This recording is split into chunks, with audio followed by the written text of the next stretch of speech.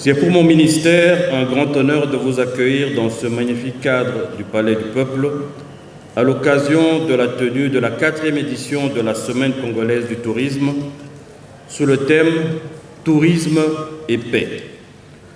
Ce thème tombe à point nommé pour notre pays car il est question ici de concilier tourisme et paix en ce moment où notre nation subit une agression injuste de nos voisins avides de nos richesses.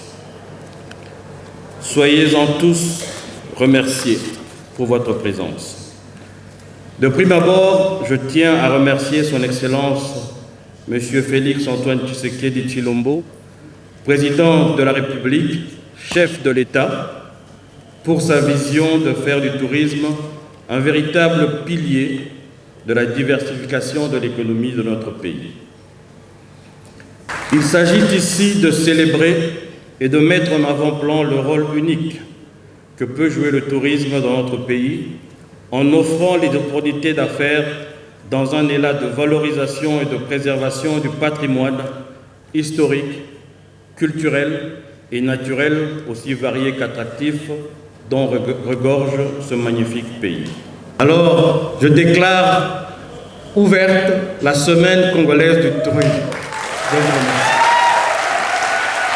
Permis à ce que ces assises puissent avoir lieu et nous jetons de fleurs à son Excellence Monsieur le ministre du Tourisme qui n'a ménagé aucun effort et qui s'est donné bec en ongle pour que nous puissions arriver à la réalisation de la 4e édition de la Semaine congolaise du tourisme. Au niveau de la 4e édition, il y a eu beaucoup d'objectifs. Le premier d'abord, c'est celui d'échange d'expérience afin d'unir les énergies pour booster ce secteur du tourisme qui se veut un secteur de croissance économique. Quelle est la particularité de la 4e édition? La particularité de la 4e édition, ça réunit tous les opérateurs du secteur du tourisme. En même temps, nous avons eu de panels gouvernemental, ce qui ne s'est jamais fait.